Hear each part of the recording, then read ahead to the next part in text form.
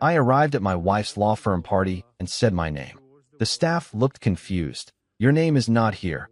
I looked for my wife and asked her. She rolled her eyes. "Did you really think you'd be invited?" I smiled calmly. I understood perfectly, and I left. But in the middle of the ceremony, her phone started ringing nonstop. You know that feeling when you're about to walk into a room where you absolutely belong, but some cosmic joke decides you don't?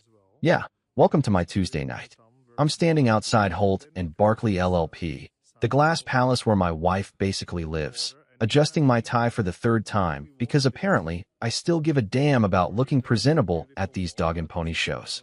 The firm's annual gala. Black tie, champagne that costs more than most people's car payments, and enough legal eagles in one room to make the Supreme Court jealous. I push through those ridiculous revolving doors that probably cost more than my first apartment, and immediately I'm hit with that familiar cocktail of marble, money, and the faint scent of desperation masked by expensive cologne. The lobby stretches out like some modernist fever dream, all sharp angles and surfaces so polished you could perform surgery on them. There's this massive sculpture hanging from the ceiling that Sabrina once described to me as justice in motion. Personally, I think it looks like someone threw a bunch of metal scraps into a blender and called it art. But hey, what do I know? I'm just the guy who helped pay for this place. The check-in table sits dead center, manned by Priya, sweet kid, probably makes more in a year than I did my first 5 years out of college.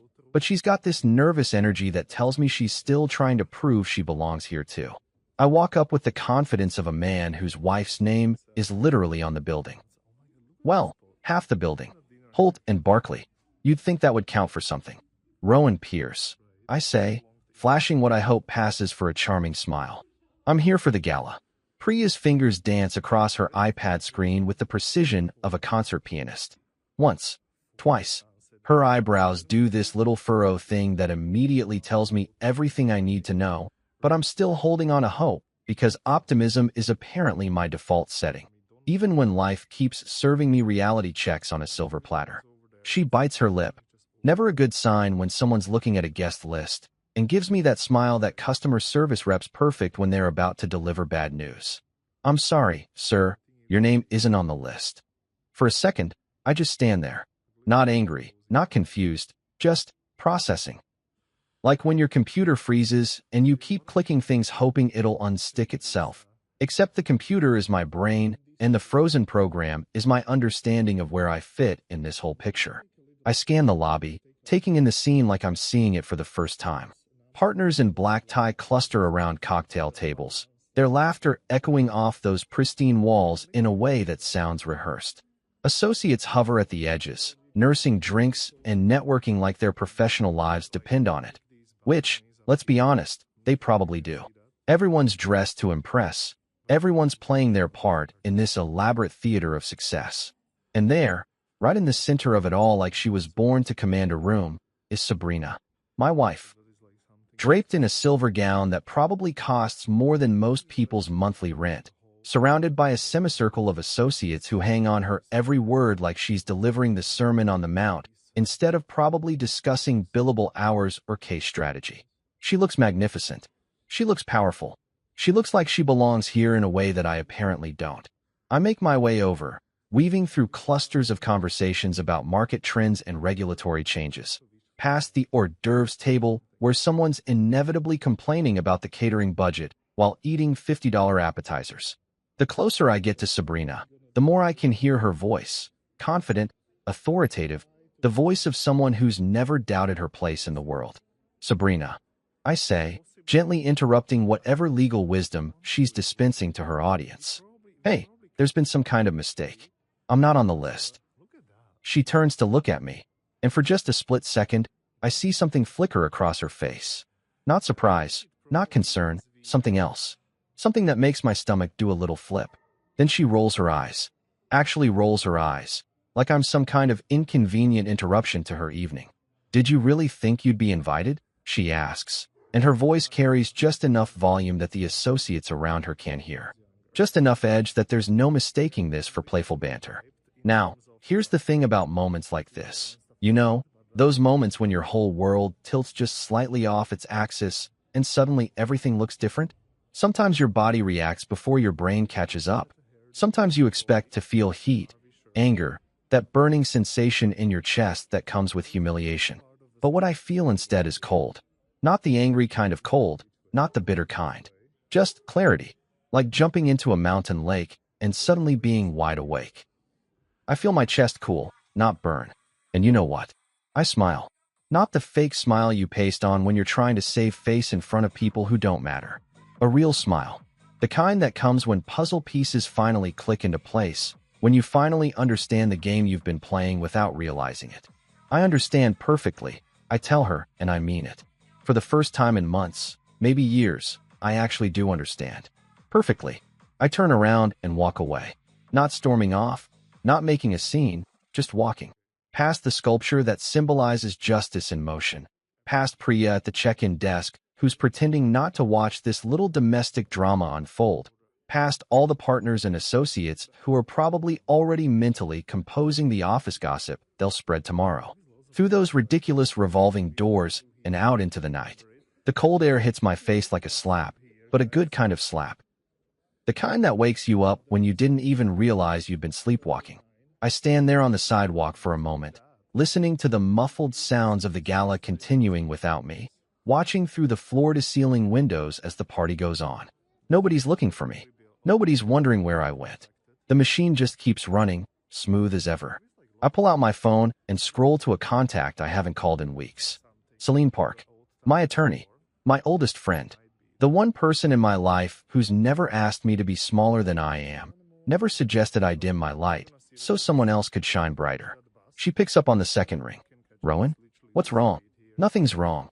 I tell her, and for the first time in longer than I care to admit, I actually mean it. Celine, we proceed, exactly as planned. There's a pause on the other end of the line. Then a sound that might be a chuckle, might be satisfaction, might be both. Are you sure? I look back at the glowing windows of Holt and Barclay, at the celebration I'm not invited to, at the life I've been funding and supporting and cheering from the sidelines, at the woman in the silver gown who just made it crystal clear where I stand in her hierarchy of importance. I've never been more sure of anything in my life. So there I am, sitting in my car outside the Palace of Legal Eagles, and my brain decides this is the perfect time for a little trip down memory lane. Because apparently, humiliation makes you nostalgic. Who knew? I lean back in the driver's seat and let myself remember how this whole beautiful disaster started. Picture this. Me, 26 years old, thinking I knew everything about everything, walking into O'Malley's pub on a rainy Thursday night in March. The kind of night where the beer tastes better because your bones are cold and the whole world feels like it's washing clean outside. And there she was, Sabrina Holt. Though back then she was just Sabrina Morrison, a second-year law student at State, who looked like she hadn't slept in approximately 3 weeks. She was hunched over a corner table, surrounded by enough law books to stock a small library, picking at a plate of nachos that had gone cold about an hour ago. Her hair was doing that thing where it looks like she'd been running her hands through it all day, and she had this intense concentration face that made her look like she was trying to solve world hunger through contract law. I should have known right then that this woman was going to turn my life upside down. But did I listen to that little voice in my head? Hell no. Instead, I walked over and did what any red-blooded American male would do when faced with a beautiful woman stress-eating nachos at midnight. I offered to buy her another beer. I can't afford another beer, she said without looking up from her textbook. I can barely afford these nachos. And before you offer to buy it for me, I should probably mention that I'm surviving on instant ramen and the kind of panic that makes your eye twitch. I liked her immediately, not because she was gorgeous, though let's be honest, she was, but because she was real. No pretense, no games, just a woman who was honest about being broke and stressed, and probably living on 3 hours of sleep and pure caffeine. So naturally, I fell for her like a house of cards in a windstorm. That was the beginning of what I now recognize as the most expensive relationship in the history of modern romance. Not expensive because she was high maintenance. Sabrina wasn't the type to demand designer handbags or weekend trips to the Hamptons. No, this was expensive because I was an idiot who confused love with investment banking. When she mentioned that her financial aid had fallen through, and she was looking at a tuition gap that would make a grown man weep, guess who stepped up with his savings account? When she needed money for bar prep courses that cost more than my car, guess who worked double shifts at the freight company to make it happen? When she graduated and landed that entry-level position at what was then just Barkley and Associates, before they brought Sabrina's sharp legal mind and my connections into the fold, guess who refinanced his condo to help cover her student loan payments so she could focus on making partner instead of worrying about debt? If you guessed, some romantic fool named Rowan Pierce. Congratulations, you win a prize. The prize is the knowledge that love can make otherwise intelligent people do spectacularly stupid things with their financial security. But here's the thing, I wasn't being stupid. At least, I didn't think I was. I was being supportive. I was being the kind of partner who believes in his woman's dreams and puts his money where his mouth is. I was investing in our future, in the life we were going to build together once she made it through those grueling first years at the firm. I kept 2 jobs during her bar prep period. Days at Kestrel Freight managing logistics for companies that moved everything from auto parts to industrial equipment. Nights doing freelance consulting for smaller shipping operations that needed someone who could speak both warehouse and boardroom. I lived on coffee and determination, watching her study until her eyes went bloodshot, bringing her dinner when she forgot to eat, rubbing her shoulders when the stress made her neck seize up like a rusty gate. And you know what? I was proud of her. Ridiculously, stupidly proud. When she passed the bar exam, I probably celebrated harder than she did. When she landed that position at Barkley and Associates, I took her out to the fanciest restaurant I could afford, which, admittedly, wasn't saying much after all those tuition payments. And listened to her talk about her 5-year plan to make partner. That's when I made what I now realize was my first real mistake. I started making introductions. See, working in logistics means you know people. You know the guys who move stuff, the companies that need stuff moved, and the businesses that ensure all that stuff while it's being moved. You know general counsels and risk managers and procurement directors, people who occasionally need legal services and are willing to trust a recommendation from someone they've worked with. So when Sabrina mentioned that the firm was looking to expand their corporate client base, I opened my contact list like it was Christmas morning. Kestrel Freight, where I'd been working for 3 years and had built relationships with everyone from the dock workers to the C-suite. Ironvale Metals, a mid-sized operation that was growing fast and needed legal guidance on expansion contracts. Northstar Bio, a pharmaceutical logistics company that was drowning in regulatory compliance issues and desperately needed someone who understood both the science and the shipping. I made those introductions because I believed in Sabrina's abilities, because I knew she was brilliant and capable and exactly the kind of lawyer these companies needed, because I wanted to see her succeed. And succeed she did. Those clients I brought her, they became the foundation of what eventually became Holt and Barkley LLP. When Old Man Barkley decided to bring Sabrina on as a named partner, it was largely based on the client portfolio she'd built, a portfolio that, if we're being honest, I'd handed her on a silver platter. Did I ask for equity in the firm? No. Did I ask for my name on any letterhead? Hell no. Did I even ask for a formal acknowledgement of my role in building those relationships? You're getting the picture. All I wanted was a seat in the room, a place at the table during the celebrations. Recognition that I was part of this success story, not just some guy who happened to be married to the star. I wore thrift store suits to partner dinners and tried not to feel underdressed next to lawyers who spent more on ties than I made in a week. I clapped too loudly when Sabrina argued her first motion before Judge Morales, a procedural hearing that she turned into a masterclass in preparation and presentation. I learned the names of every associate, every paralegal, every person who mattered in Sabrina's professional world because I wanted to be the kind of husband who supported his wife's career. I just wanted to belong in the life we were building together.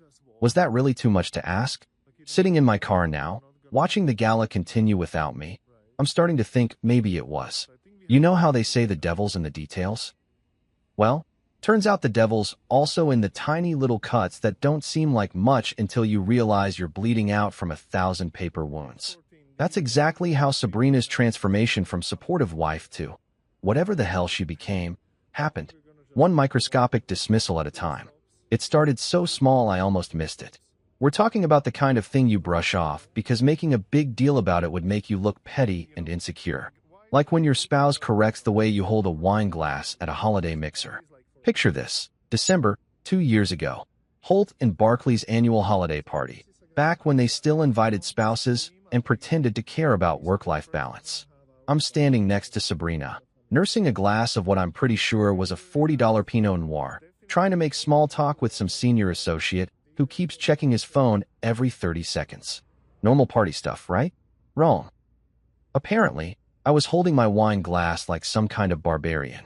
Rowan, Sabrina said, her voice carrying that particular tone that women perfect when they want to correct you without making it seem like they're correcting you. You hold it by the stem, not the bowl. You're warming the wine. Now, any reasonable person would think, okay, helpful tip about wine etiquette, no big deal. But it was the way she said it. The way she glanced around to make sure nobody had noticed my apparent breach of civilized behavior. The way she subtly repositioned herself so she was standing just slightly apart from me, like my wine-holding incompetence might be contagious. But hey, I'm a reasonable guy. I adjusted my grip and moved on with my life. Then came the Latin incident. God, I still cringe thinking about it. We're at dinner with some potential clients, a biotech company looking for regulatory guidance. And the conversation turns to some legal precedent I'd actually heard about through my work with North Star Bio. So naturally, I chime in, trying to be part of the conversation like a good husband should. Oh yeah, I said, that's related to that old doctrine. What's it called? Residential ipsa loquitur?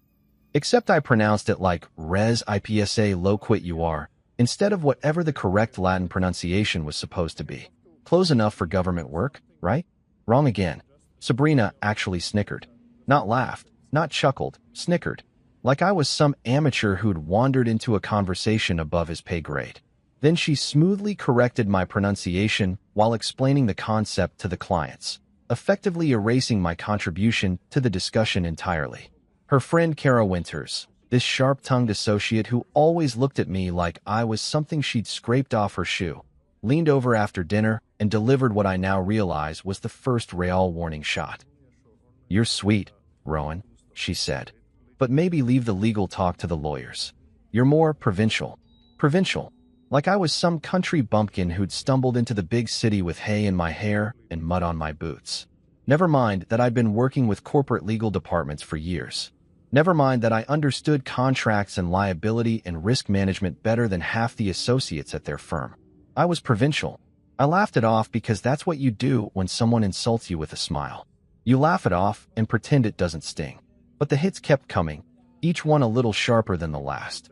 Sabrina started asking me to arrive late and leave early at firm events. Not explicitly, of course. She was too smart for that. Instead, she'd mention that cocktail hour was really just for the lawyers to catch up on cases and suggest I show up after dinner. Or she'd point out that the after party at whatever trendy bar they'd picked was probably going to be pretty boring for you, and hint that I might want to head home early. The message was clear.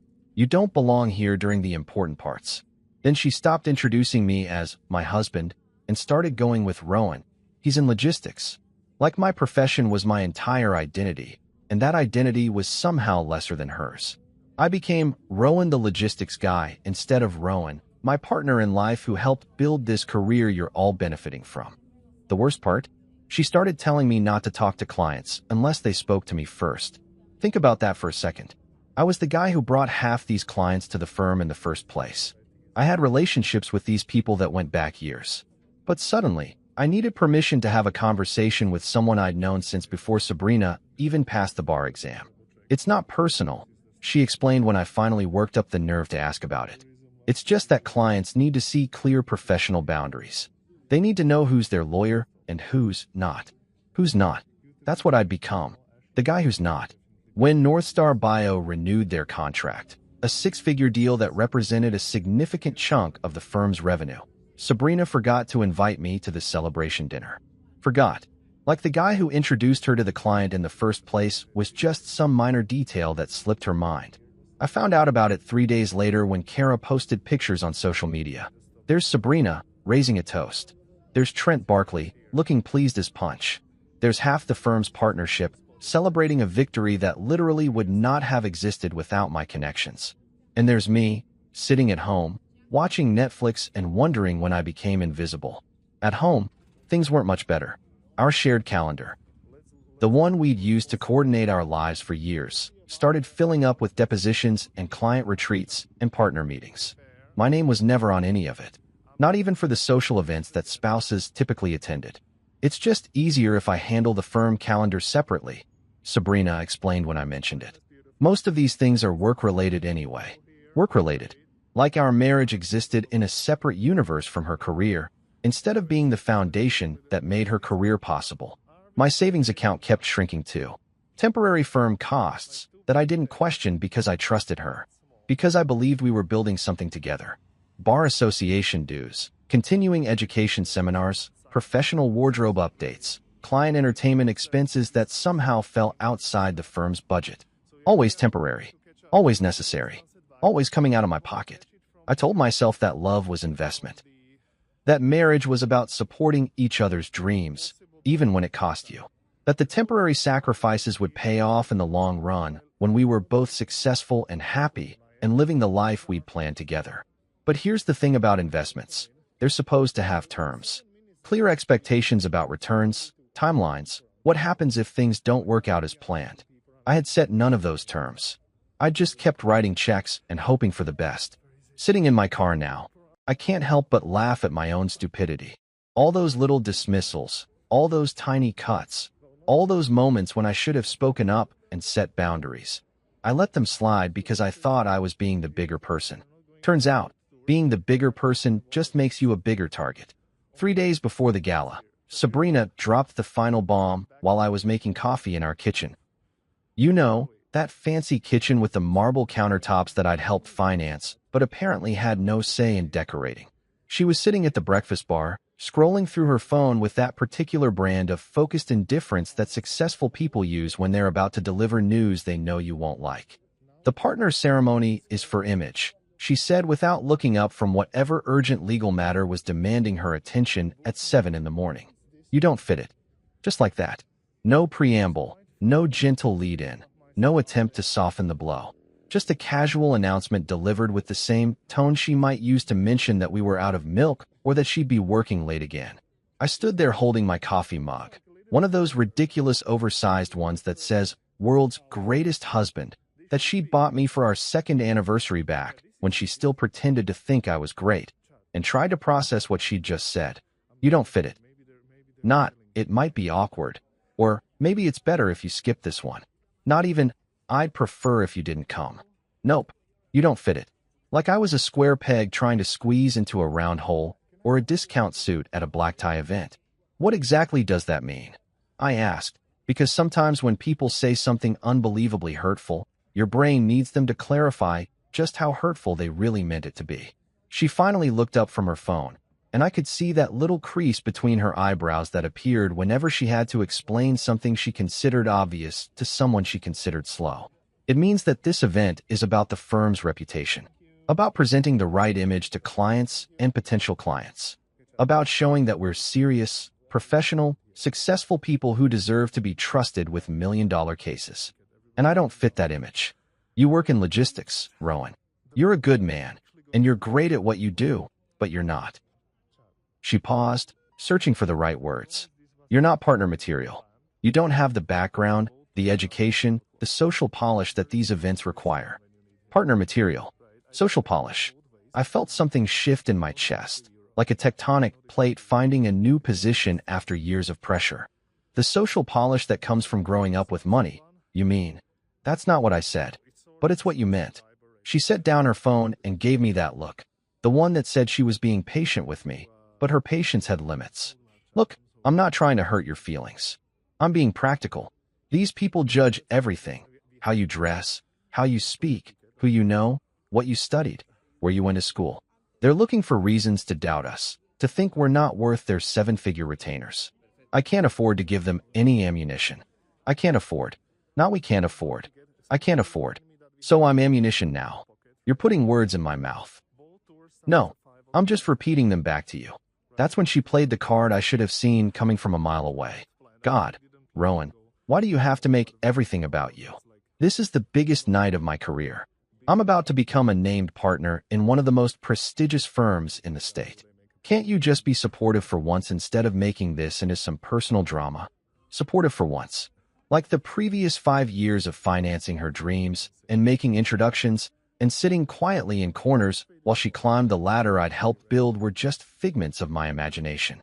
But here's the thing about moments like this. Sometimes clarity comes not with a flash of lightning, but with the simple recognition that you've been living in the dark for so long you'd forgotten what light looked like.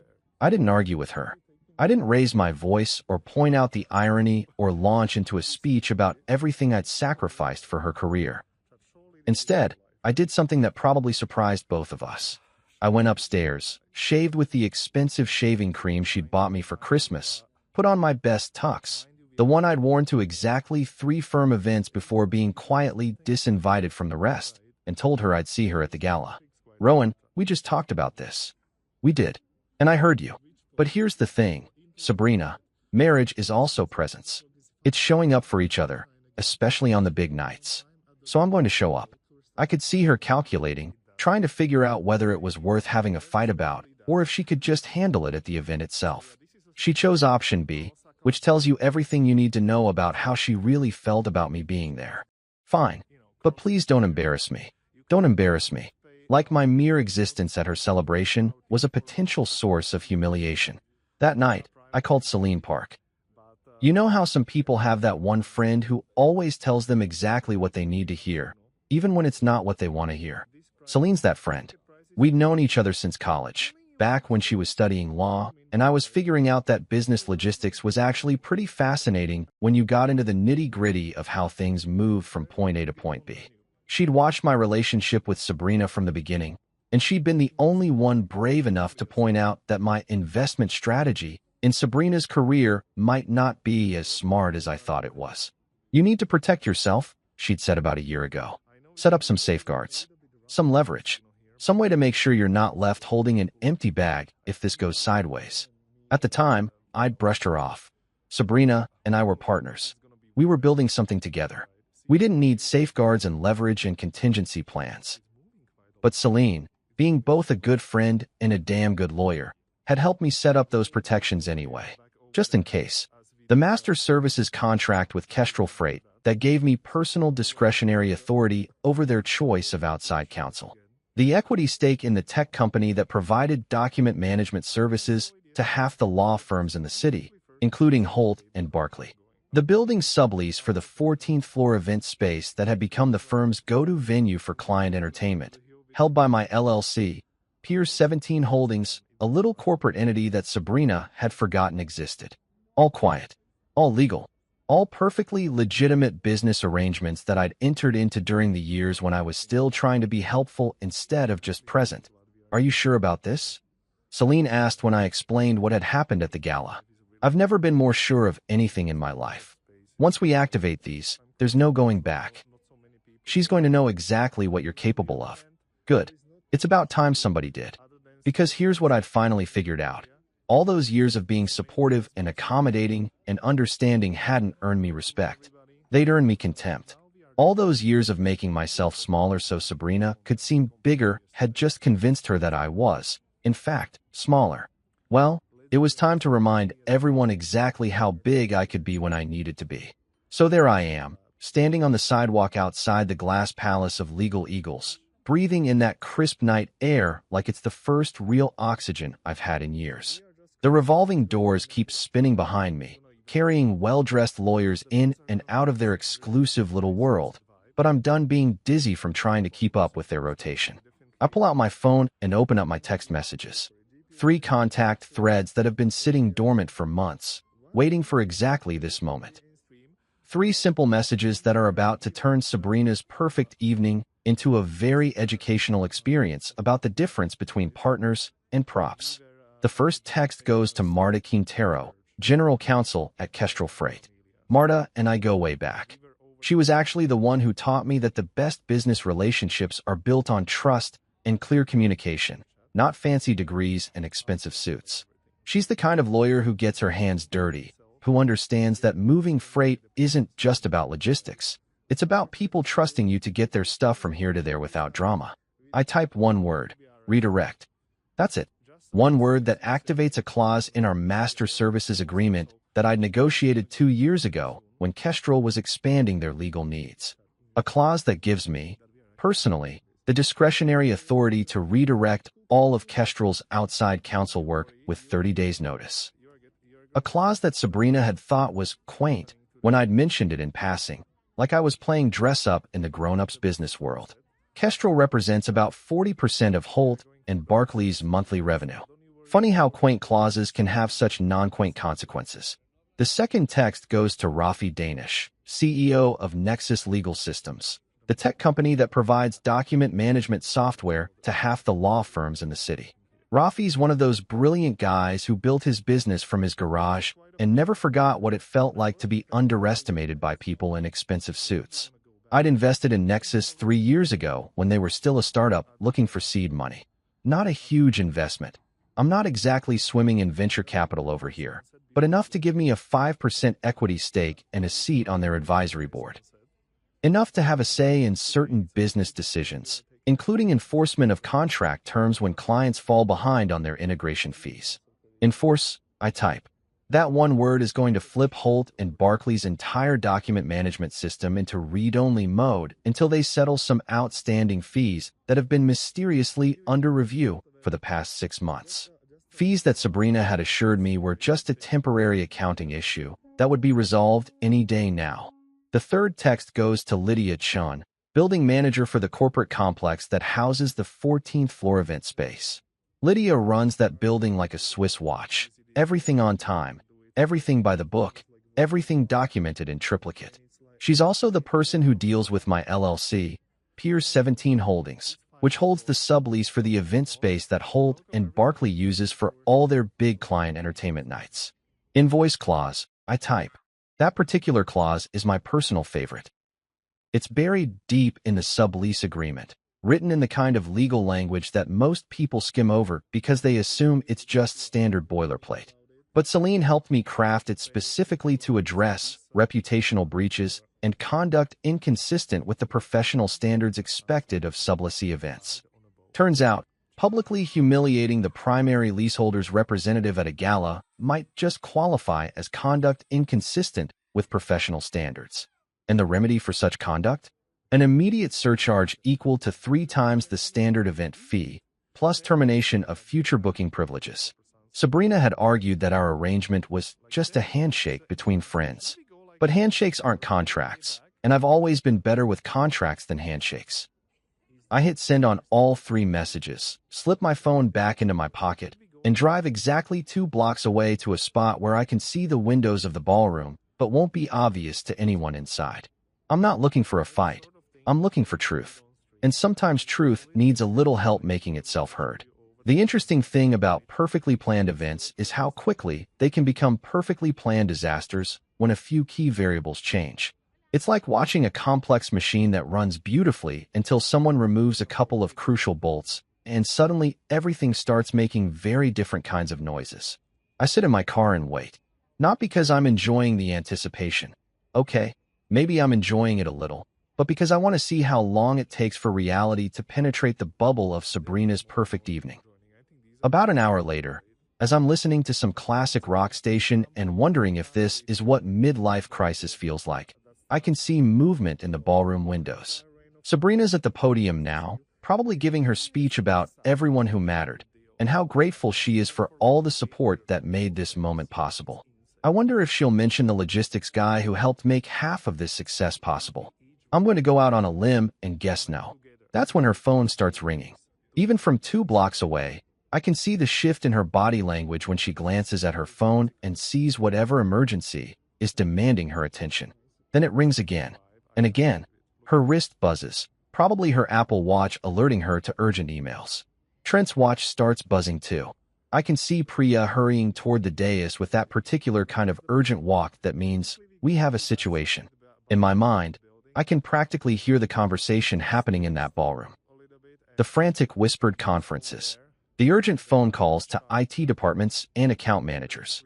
The dawning realization that their biggest client has just activated a redirect clause that nobody thought would ever be used. That their document management system has suddenly become about as useful as a chocolate teapot until they settle some mysteriously overdue fees. that their favorite event space has just invoiced them for conduct that somebody apparently found professionally inappropriate. I imagine Sabrina's face as she processes what's happening. The confusion first, then the growing understanding, then the moment when she realizes exactly who has the power to fix all of these problems at once. The best part about having leverage isn't using it. It's the moment when the other person realizes you have it. My phone buzzes. Text message from an unknown number, but I recognize the tone immediately. Fix this. Now. I look up at the ballroom windows one more time, then put my car in drive. Some conversations are better had in person. The next morning, I wake up feeling like I've been hit by a truck full of clarity. You know that feeling when you finally stop hitting your head against a wall and suddenly realize how much your head doesn't hurt anymore? Yeah, that's exactly where I am right now. My phone has been buzzing since about 6 a.m. with increasingly frantic messages from Sabrina, but I've got more important things to do than manage her crisis. I've got some housekeeping to take care of. I make myself a proper breakfast for the first time in months. Real eggs, actual bacon, toast that doesn't come from a package, and sit down at my kitchen table with my laptop and a stack of documents that I've been meaning to review for way too long. Time to remove some safety nets that I never should have provided in the first place. Letter number 1 goes to Harbor Trust Bank. Attention. Commercial Lending Department. This is the big one. The financial nuclear option that I've been pretending didn't exist, because acknowledging it would mean acknowledging just how deep I'd let myself get into this mess. Dear Harbor Trust, I type. I am writing to formally terminate my personal guarantee on business loan account hashtag 47829 BL, issued to Sabrina Holt for partner capital requirements at Holt and Barkley LLP. Here's the thing about personal guarantees that most people don't understand until they're neck deep in other people's debt. They're like co-signing for a teenager's car loan, except the teenager is a successful attorney and the car costs about as much as a small house. When Sabrina needed to come up with her partner buy-in, the chunk of change that made her a named partner instead of just another associate grinding billable hours, the bank wanted some additional security beyond her projected earnings. Enter good old Rowan, the supportive husband with decent credit and a paid-off condo, willing to put his financial neck on the line so his wife could achieve her dreams. The loan was for 18 months, just long enough for her partnership income to stabilize and prove to the bank that she could handle the payments on her own. That 18 months ended about 2 years ago, but did anyone bother to remove my guarantee once Sabrina was pulling in partner-level money? Did anyone think to mention that I was still legally responsible for her business debt, even though I apparently wasn't professional enough to attend her business celebrations? Of course not. Why would they? I was the safety net that nobody wanted to think about until they needed it. Well, guess what? Safety nets work both ways. They catch you when you fall, but they also get removed when the person holding them decides they're done being taken for granted. I print the letter on good paper, the kind that says, "This is not a joke," sign it with my fanciest pen, and set it aside for certified mail. Let's see how quickly the bank moves to replace my guarantee when they realize their backup plan just walked out the door. Letter number 2 goes to American Express Business Services. This one's almost funny in how petty it could seem to an outside observer, but petty is just another word for paying attention to details that other people ignore. Please be advised that effective immediately, I am canceling all automatic payments from my personal accounts for American Express Business Card account hashtag 3785-421896-74001, held by Sabrina Holt DBA Holt and Barkley LLP. That business card has been running through my checking account for about 3 years now. Nothing dramatic. Just the kind of charges that add up when you're not paying attention. Client dinners that somehow fell outside the firm's entertainment budget. Travel expenses for conferences that were partially personal. Professional wardrobe updates that needed to happen right away before the firm's next billing cycle. Always temporary. Always necessary. Always coming out of my account because it was easier than dealing with the firm's accounting department. You know what's easier? Not paying for other people's business expenses when you're not even invited to their business events. I calculate the running total while I'm writing the letter. 3 years of temporary charges adds up to about the cost of a decent used car. A car that I apparently bought for someone who thinks I'm too provincial to be seen with in public. The third letter is the one I'm most looking forward to writing. This one goes to Iron Veil Metals and North Star Bio. The two biggest clients I'd personally introduced to Holt and Barkley back when I still believed that helping my wife succeed was the same thing as succeeding together. Dear Mr. Harrison and Ms. Patel, I write, addressing the general counsels at both companies. I hope this letter finds you well. As you know, I have had the pleasure of working with your organizations for several years in various logistics and consulting capacities. It has been my privilege to introduce you to the legal services provided by Holt and Barkley LLP, and I am gratified that those relationships have proven mutually beneficial. This is where things get interesting. See, most people assume that once you make an introduction, your role in that relationship is done. You bring two parties together, they hit it off, and you fade into the background while they do business together. But that's not actually how professional relationships work in the real world. In the real world, relationships are maintained by the people who built them. Trust transfers through personal connections, not corporate letterhead. When a general counsel trusts a vendor recommendation, they're trusting the person who made the recommendation, not just the company being recommended. However, I wanted to inform you that I will now be working with an independent firm, Moreno & Shaw, to provide legal services that better align with my consulting practice. Maria Moreno and David Shaw have built a boutique practice that specializes in exactly the kind of pragmatic, client-focused representation that I believe will serve your organizations well. I'd had lunch with Maria Moreno about 6 months ago. Brilliant lawyer, Harvard-educated, but she'd grown up in a family that ran a small trucking company before she went to law school. She understood that business wasn't just about billable hours and partner retreats. It was about real people solving real problems for other real people. She also understood that when you're building a practice, you treat the people who bring you clients like partners, not inconveniences. Moreno and Shaw has expressed great interest in working with organizations like yours, and I believe you will find their approach both professional and refreshingly collaborative. I will be happy to facilitate introductions at your convenience. The beautiful thing about this letter is that it doesn't actually say anything negative about Holt and Barkley. It doesn't even explicitly say that I'm pulling my recommendations. It just mentions that I'm now working with a different firm and would be happy to make introductions. But here's what every general counsel in America will understand when they read between those carefully crafted lines. The guy who brought us this relationship is now working with someone else, and he's suggesting we might want to consider working with someone else too. Corporate loyalty is a funny thing. Companies don't really have relationships with other companies. People have relationships with people. And when the person who built the relationship suggests that there might be better options available, smart businesses listen. I print all 3 letters on my best letterhead, sign them with my most confident signature, and drive to the post office to send them certified mail. Not because I'm trying to be dramatic, but because certified mail creates a paper trail. A record of exactly when these safety nets were removed and by whom. Sabrina calls while I'm standing in line at the post office. I let it go to voicemail. Then she calls again and again. By the time I get back to my car, I have 7 missed calls and 3 voicemails that I'm pretty sure consist mostly of various creative ways to call me vindictive. I listen to exactly one of them. You vindictive child. Her voice hisses through my phone speaker. Do you have any idea what you've done? Do you understand that you're destroying everything we built together? Everything we built together. Interesting choice of words from someone who apparently built it all by herself and just needed me to stay out of the way. I delete the voicemail without listening to the others.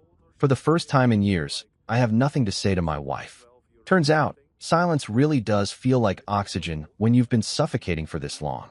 2 days later, I wake up feeling like I've been sleeping for the first time in years instead of just lying in bed waiting for morning. There's something liberating about cutting ties. Like finally taking off shoes that have been pinching your feet so long you'd forgotten what comfortable felt like. I make my coffee, read the news, and decide it's time for the conversation that's been building toward this moment for months. I put on my charcoal suit, not the one I wore to firm events where I tried to blend in, but the one I wear when I need people to remember that I belong in whatever room I'm walking into. It's a good suit, well-tailored, the kind that says, I may work in logistics, but I'm nobody's sidekick. I take my time with the tie, make sure my shoes are polished, and check myself in the mirror. Today, I'm not going to Holt and Barkley as Sabrina's husband. I'm going as myself. The lobby feels different when you're not worried about fitting in. Still all marble and glass and intimidating architecture, But now it just looks like an expensive office building instead of some temple where I'm not worthy to worship. I walk up to the security desk where Ozzy's working his morning shift. "Hey, Mr. Pierce," he says with a genuine smile. "Haven't seen you around in a while." Ozzy and I had talked once about his newborn daughter, how she was keeping him and his wife up all night, how expensive formula was getting, how amazing it was to watch this tiny person discover the world for the first time.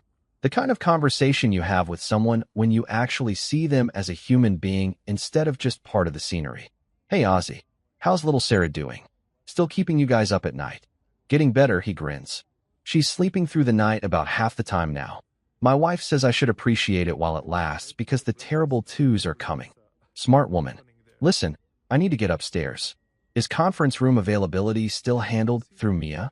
"Yeah, she's at the main reception desk now. I'll call up and let her know you're coming." See, that's the thing about treating people like they matter. They remember you when it counts. Ozzy doesn't ask why I need a conference room or whether I have an appointment. He just makes the call because we're two guys who've had actual conversations about real life. Mia, Sabrina's assistant, looks nervous when I approach her desk. Not the kind of nervous you get when you're worried about someone, but the kind you get when you're caught between competing loyalties and you're not sure which side is going to win. "Hi, Mr. Pierce," she says, glancing around like she's hoping someone will appear to handle this situation for her. "How can I help you?" "I need a conference room for about an hour. Something with good natural light, if possible." She checks her computer screen, and I can see her weighing her options. Protocol probably says she should check with Sabrina before booking me a room. Common sense probably says that the husband of a named partner shouldn't need permission to use an empty conference room. Self-preservation probably says she doesn't want to be in the middle of whatever's happening between us. "Glass 3 is available," she says finally. "It has the best view of the city." "Perfect. Can you ask Sabrina and Trent to meet me there in about 10 minutes? Tell them it's important." She nods and reaches for her phone. I head to Glass 3 to wait. Conference rooms at high-end law firms are designed to intimidate. Glass 3 is no exception. Floor-to-ceiling windows, a table that could seat 12 but somehow makes two people feel isolated, chairs that cost more than most people's monthly rent. The kind of room where million-dollar deals get made and careers get destroyed. I take a seat at the head of the table, spread out 3 manila folders in front of me, and wait. Not anxiously, not nervously, just wait. For the first time in our entire relationship, I'm the one setting the terms of the conversation. Sabrina and Trent arrive exactly 10 minutes later. Sabrina's wearing her armor, a black suit that probably costs more than my car payment, the kind of power outfit that's designed to remind everyone in the room who's in charge. Trent's got his game face on too, all-pressed shirt and intimidating presence. They sit across from me like we're negotiating a hostile takeover instead of having a conversation about marriage and business relationships. Which, when I think about it, maybe we are. Trent starts talking before they're even settled in their chairs. "Whatever game you're playing with our vendors ends now, Rowan. This is business, not some personal vendetta." I slide the first folder across the table. "You're absolutely right, Trent. This is business. This is the Document Management Services Agreement between Nexus Legal Systems and Holt and Barkley. Page 7, Section 12, Subsection C. Outstanding integration fees that have been under review for approximately 18 months. I slide the second folder. This is the sublease agreement for the 14th floor event space. Page 15, Clause 47. Conduct inconsistent with professional standards, with remedies including immediate surcharge and termination of booking privileges. The third folder lands in front of Sabrina.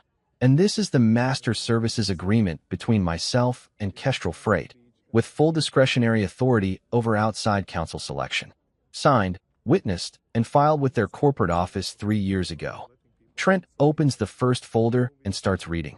I can see his expression change as he processes what he's looking at. These aren't games or pranks or emotional outbursts.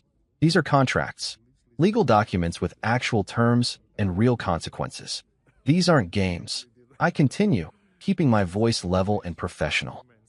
They're contracts that you've benefited from for years while pretending I didn't exist. Business relationships that I built and maintained while being told I wasn't partner material. Sabrina's jaw flexes, that little tell she has when she's trying to control her temper. "Why, Rowan? Why are you doing this?" "It's a good question. Maybe the only question that matters.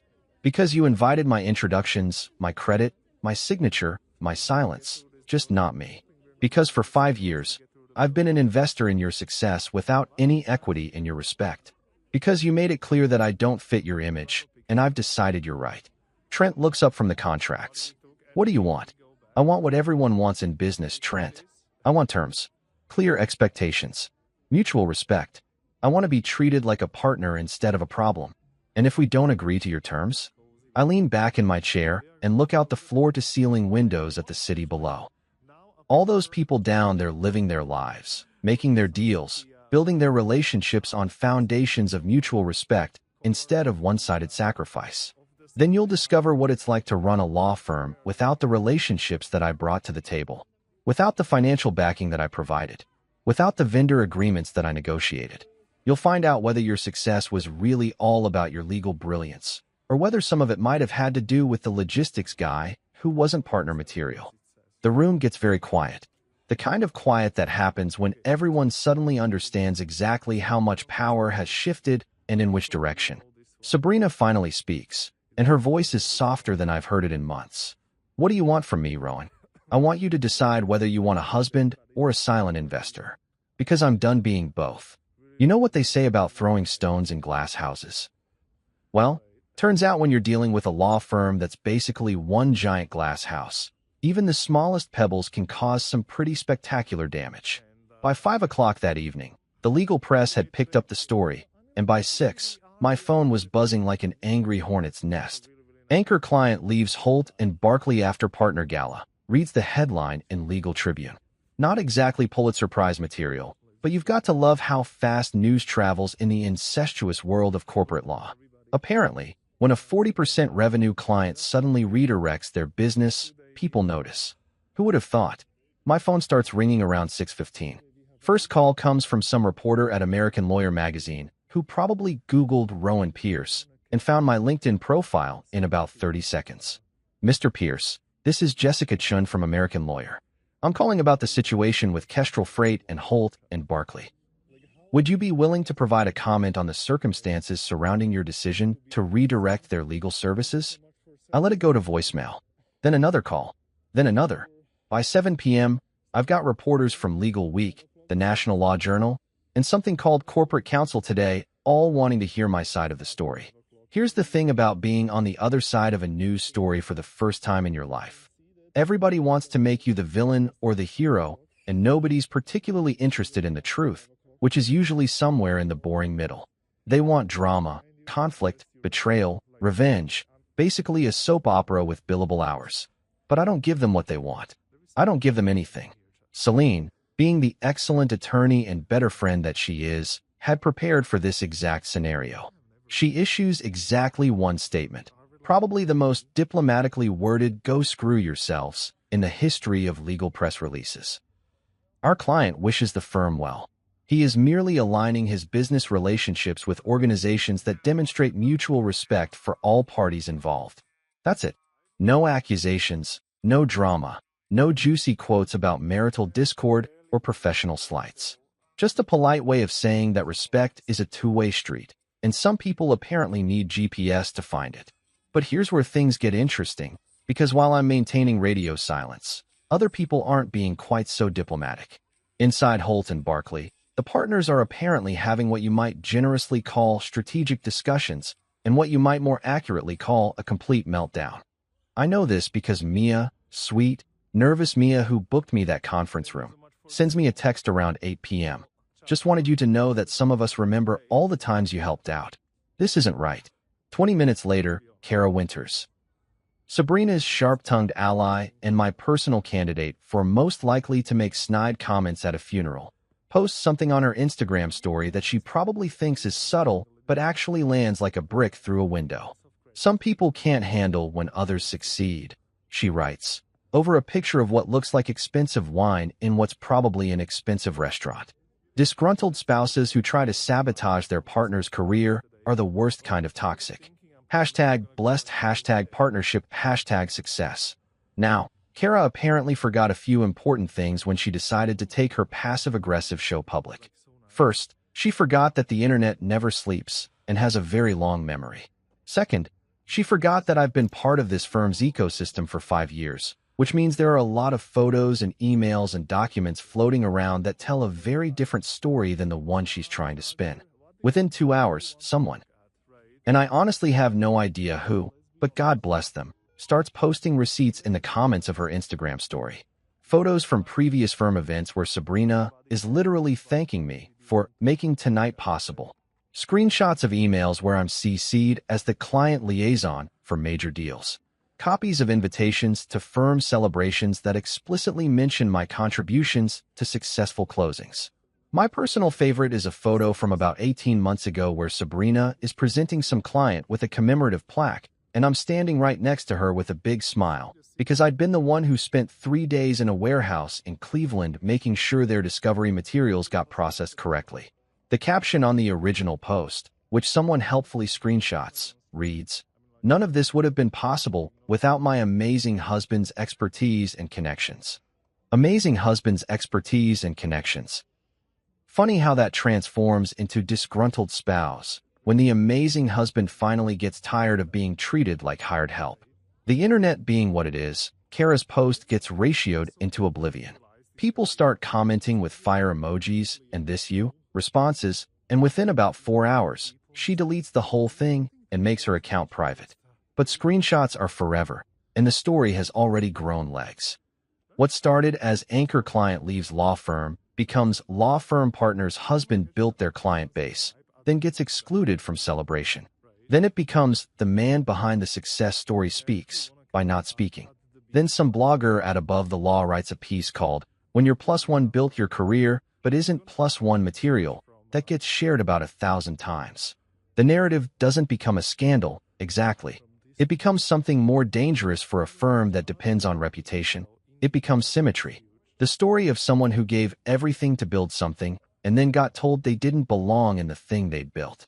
The kind of story that makes potential clients wonder what kind of people they're really doing business with.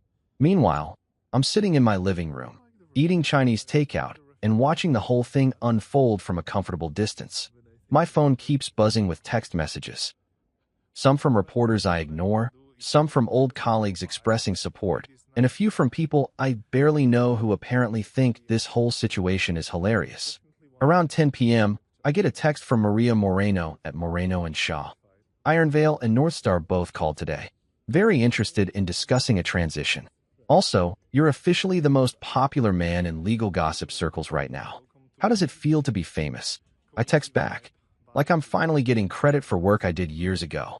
The best part about the whole media circus is that I don't have to manage it, defend it, or explain it. The facts speak for themselves, and the facts are pretty simple. I built relationships, I got results, I supported success, and then I got told I wasn't good enough to celebrate that success. Sometimes the truth is the best revenge because it doesn't require any embellishment. At 11 p.m., my phone buzzes one more time. Sabrina, texting from what I assume is Damage Control Central. This has gone too far. We need to talk. I look at the message for about 30 seconds, then turn off my phone and go to bed. For the first time in months, I sleep like a baby. They say that consequences have a way of arriving in their own time, but apparently nobody told them that sometimes they show up early and bring friends. Over the next 2 weeks, I get to watch the domino effect of my little rebellion play out in real time, and I've got to admit, it's better than any premium cable drama series. The first domino falls exactly 48 hours after my glass conference room performance. Harbor Trust Bank, those lovely folks who've been enjoying my personal guarantee on Sabrina's partner loan for way longer than originally planned, sends a very formal letter to both of us explaining that they'll need to restructure the lending arrangement now that the original guarantor has withdrawn his support. Banking language is a beautiful thing when you know how to read between the lines. Restructure the lending arrangement translates roughly to, we still want our money, but now we're going to charge you a lot more for the privilege of borrowing it, because we no longer have your husband's excellent credit score to fall back on. Sabrina's new loan comes with an interest rate that's about 3 points higher than what she was paying when I was backing her play. Not enough to bankrupt her, but enough to make her monthly payments feel a lot less comfortable. Enough to make her think twice about those impromptu shopping trips to Nordstrom and those weekend spa retreats that used to appear on our joint credit card statements. The quarterly partner draws at Holt and Barclay start shrinking too, though that takes a little longer to manifest. See, when you lose 40% of your monthly revenue overnight, you can't just absorb that loss by cutting back on office supplies and cheaper coffee in the break room. You've got to make real adjustments to real budgets, which means real cuts to real paychecks. Kestrel Freight doesn't just redirect their business to Moreno and Shaw. They do it with the kind of efficiency that makes other clients pay attention. When a company that's been loyal to a firm for 3 years suddenly jumps ship, other companies start asking questions. Not hostile questions, just the kind of prudent business questions that smart executives ask when they see patterns they don't understand. Maria Moreno handles the transition like the consummate professional she is. No trash-talking Holt and Barclay, no dramatic announcements about superior service, just quiet competence and the kind of personal attention that reminds clients why they chose to work with someone in the first place. Iron Veil Metals follows Kestrel's lead within a week. Their general counsel, a sharp woman named Janet Harrison, who's been in corporate law longer than I've been alive, calls me personally to discuss the transition. I want you to know, she tells me, that our decision isn't based on any dissatisfaction with the legal work Holt and Barclay provided. They're competent attorneys. But business relationships are built on trust and mutual respect, and when I see how they treated the person who brought us together, it makes me question their judgment in other areas. Janet's a straight shooter who doesn't waste words, so when she says she's questioning their judgment, what she means is that she's wondering what other important relationships they might be taking for granted. Smart executives don't like working with people who can't manage their own internal dynamics. Northstar Bio takes a little longer to make their move, but when they do, it's even more definitive. They don't just redirect their routine legal work. They pull their entire regulatory compliance contract, which represents about 15% of Holt and Barclay's total revenue. Their reasoning is elegantly simple. If the firm can't maintain professional relationships with the people who facilitate their business development, how can they be trusted to maintain the kind of long-term regulatory relationships that keep pharmaceutical companies out of FDA trouble? The document management system situation gets resolved, but not without some expensive lessons learned. Nexus Legal Systems flips the system back to full functionality after Holt, and Barclay pays not just the outstanding integration fees, but also a late payment penalty that probably costs more than most people's annual salary. Rafi Danish is nothing if not thorough about contract enforcement.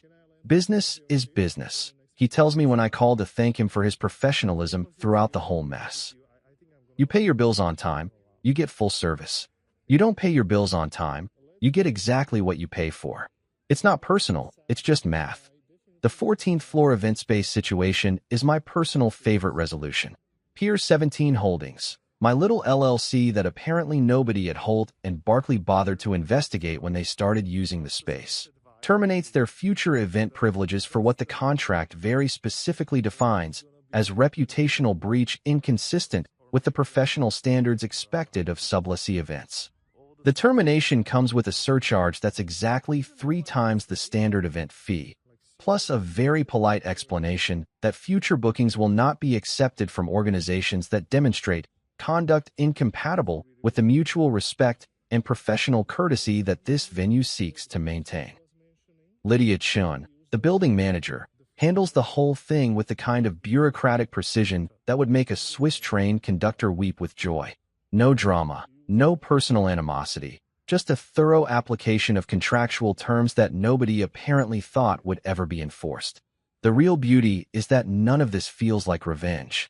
It just feels like business. The kind of business that happens when you treat contracts like they actually mean something, and when you stop pretending that personal relationships don't matter in professional settings. About 10 days into this new reality, I'm sitting in my kitchen, drinking my morning coffee and reading the business section of the newspaper like a normal human being when my phone rings. Sabrina's name pops up on the caller ID, and for the first time in weeks, I actually consider answering it. I let it go to voicemail, then listen to the message about 20 minutes later. Rowan. Her voice sounds tired in a way I haven't heard since her bar exam prep days.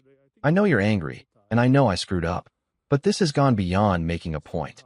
The firm is hemorrhaging money, the partners are panicking, and I'm spending more on loan payments than I'm bringing home. We can fix this if we just sit down and talk like adults. Please, call me back. I save the message, but don't call back. Not yet. That evening, around 11 p.m., which, let's be honest, has always been Sabrina's preferred time for difficult conversations because she thinks I'm more pliable when I'm tired, she texts me from what I assume is her office, because she's apparently still there at 11 p.m. on a Tuesday. We can fix this. Come home. Home. Interesting word choice. The condo that I bought and she redecorated? The place where I pay the mortgage and she decides what art goes on the walls. The space where I've been walking on eggshells for months, trying not to embarrass her with my provincial presence? I look around my current living situation. A furnished apartment in a decent neighborhood that doesn't require me to pretend to be someone I'm not. Clean lines, comfortable furniture, no trophies for achievements I wasn't allowed to celebrate. No stack of bills for other people's business expenses on the kitchen counter. No constant reminders of how much money I've spent supporting dreams that apparently don't include me. It's quiet here. Not the oppressive quiet of being ignored, but the peaceful quiet of not having to justify your existence every time you walk into a room. No, I type back. Just that one word, because sometimes the simplest answers are the most complete ones. For the first time in years, I sleep through the night without waking up at 3 a.m. wondering if I've done enough, given enough, sacrificed enough to earn my place in my own life. The answer, apparently, is that the question was wrong from the beginning. You don't earn your place in your own life. You just live it. And I'm finally ready to start living mine again. 2 days later, I get a call from David Shaw at Moreno & Shaw. They want to talk about bringing me on as a client relations partner, not a lawyer, but the guy who speaks fluent logistics and freight and can translate those languages into courtroom when necessary. We've been watching how you handle business relationships, David tells me, and we like what we see. You understand that trust is built through consistency, not just competence. You know that treating people with respect isn't just good manners, it's good business. We think you'd be a valuable addition to our team. For the first time in months, someone is offering me a position based on what I bring to the table, not asking me to minimize what I bring so someone else can look better. When can we start talking specifics? I ask. The conversation lasts about an hour, and by the end of it, I have a job offer that includes equity participation, input on business development strategy, and a title that actually reflects what I do instead of what I'm not. They value what I bring. They say my name in rooms and mean it. They understand that logistics guy isn't a limitation. It's a specialization that brings real value to legal services. Imagine that. 3 weeks after the gala where I learned I didn't fit the image, I'm sitting in a conference room at Moreno & Shaw, reviewing contracts for client relationships that I'm helping to build instead of relationships that I'm being excluded from. Maria Moreno looks across the table at me and smiles. Welcome to the team, partner. Partner, not in the legal sense. I'm not a lawyer and don't pretend to be one. But in the real sense, the sense that matters. Someone who contributes, who belongs, who gets credit for the work they do and respect for the value they bring. It's amazing how good that word sounds when someone means it. 6 months later, I'm standing by the river at 7 a.m., watching the sunrise paint the water gold while I catch my breath after a 3-mile run. There's something almost poetic about starting your day by moving forward under your own power, choosing your own pace, picking your own route. No meetings to accommodate, no schedules to work around, no need to make myself smaller so someone else can feel bigger. Turns out, when you stop spending all your energy managing other people's crises, you have enough left over to take care of yourself. Who would have thought? I've been living in my own space for 6 months now, not the furnished apartment where I crashed after the gala, but a real place that I chose and decorated and pay for without having to justify every purchase to someone who thinks my taste is too provincial for their image.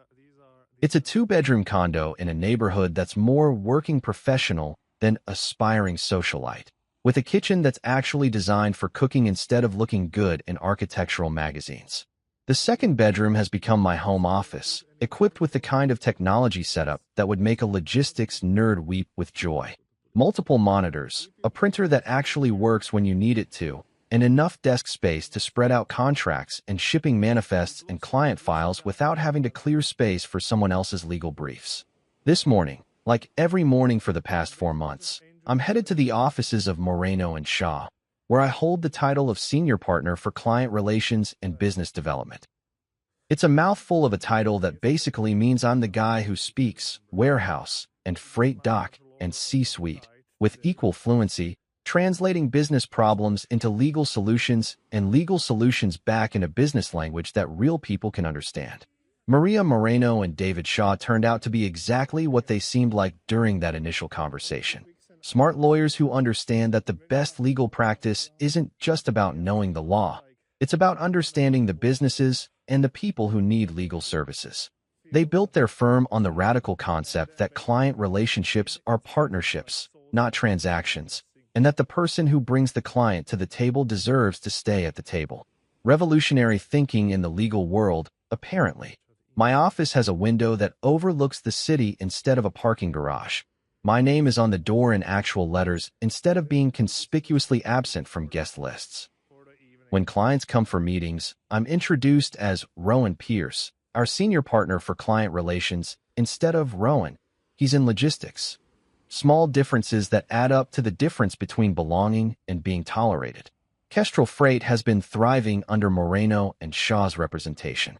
Marta Quintero, their general counsel, sent me a bottle of excellent whiskey last month with a note that said, "Thank you for reminding us that business relationships should be built on mutual respect. Best decision we've made in years." Iron Veil Metals brought us 3 new clients through referrals. Companies that were impressed by the seamless transition and the personalized attention that comes from working with a firm that treats every relationship like it matters. Janet Harrison has become something of an unofficial ambassador for our services, which is the kind of word-of-mouth marketing that money can't buy. Northstar Bio has been our biggest success story. Their regulatory compliance work has expanded into a comprehensive legal partnership that covers everything from FDA submissions to international shipping regulations. Last week, they signed a 5-year exclusive contract that represents more annual revenue than I used to make in 3 years at my old logistics job. The beautiful irony is that I'm doing essentially the same work I was doing before, building relationships, facilitating communication between different worlds, helping businesses solve problems, but now I'm getting credit for it instead of being told to stay in the background while someone else takes the spotlight. David Shaw knocked on my office door yesterday afternoon with a proposal that would have seemed like science fiction 6 months ago. "We're thinking about expanding," he said. "Opening a second office, maybe in Chicago or Atlanta. We want someone to head up business development for the new location. Interested in being trusted with major business decisions, in having my expertise valued instead of dismissed, in being offered opportunities instead of being told I don't fit the image. Yeah, you could say I'm interested." My phone buzzes while I'm reviewing contracts for a new client, a mid-sized manufacturing company that needs help navigating some complex environmental regulations. Text message from an unknown number, but I recognize the area code. It's the same one that Holt and Barclay uses for their main office line. "I'm sorry you felt excluded." Felt. That word sits there on my phone screen like a paper cut that won't heal. Not, "I'm sorry I excluded you," or "I'm sorry for how I treated you." I'm sorry you felt excluded. Like my perception of being systematically dismissed and diminished was just a misunderstanding, a failure of communication, an overreaction to perfectly reasonable professional boundaries. I stare at the message for about 30 seconds, then archive it without responding. Some conversations aren't worth having, especially when the other person is still trying to rewrite history instead of acknowledging it. The thing about feeling excluded is that it requires someone to actively do the excluding. Feelings don't exist in a vacuum. They're responses to actions, to patterns, to the accumulation of small moments that add up to big truths. When someone consistently treats you like you don't belong, eventually you feel like you don't belong. Funny how that works. But here's what I've learned over the past 6 months. The best revenge isn't grand gestures or dramatic confrontations or public humiliation. The best revenge is building a life where you don't need to be on anyone's list to belong. I delete the text and get back to work. Real work. Work that matters. Work that gets recognized and valued and compensated appropriately. Work that doesn't require me to make myself invisible so someone else can shine brighter.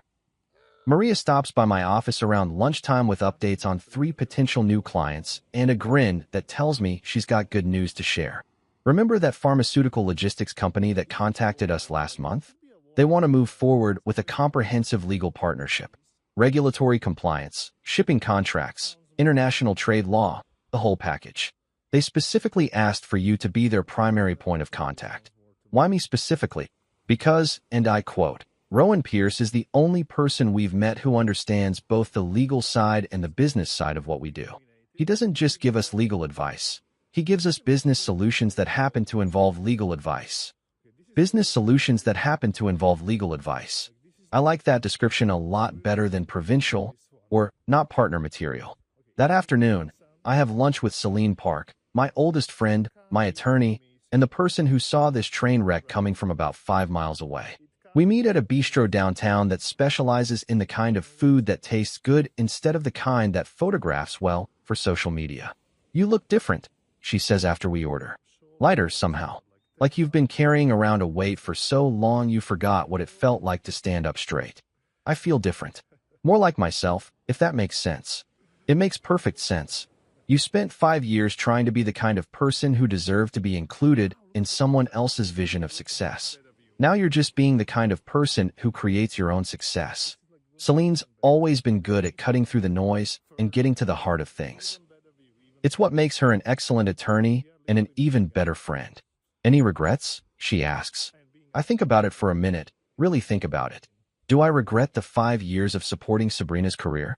The money I spent, the connections I made, the effort I put into building something that I thought we were building together? No, I say finally. I regret how it ended, but I don't regret what I did. I believed in someone I loved, and I acted on that belief. The fact that she didn't value what I brought to the table doesn't mean I was wrong to bring it. And now I'm working with people who do value what I bring to the table. It's amazing how much easier life gets when you stop trying to convince people to appreciate you and start working with people who already do. We spend the rest of lunch talking about her cases, my new clients, and the general absurdity of people who think that professional success gives them license to treat others poorly. It's the kind of conversation you can only have with someone who's known you long enough to remember who you were before you started doubting yourself. That evening, I'm back in my condo, cooking dinner for one, and actually enjoying the process instead of seeing it as a chore to get through before the next crisis demands my attention. I've got music playing, a glass of wine breathing on the counter, and a salmon fillet that's going to be perfectly prepared because I can take my time with it.